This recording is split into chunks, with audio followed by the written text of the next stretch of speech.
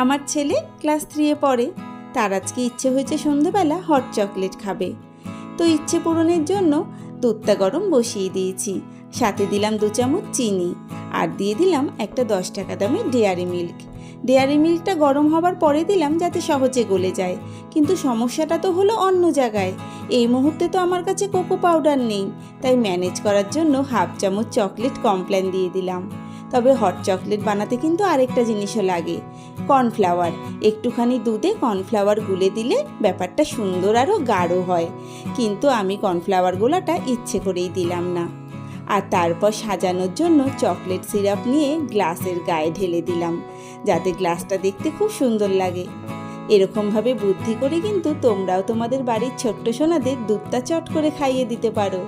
ওরাও ভীষণ খুশি হয়ে যাবে, আর ওরা খেয়ে নিলে আমরা মায়েরাও খুশি।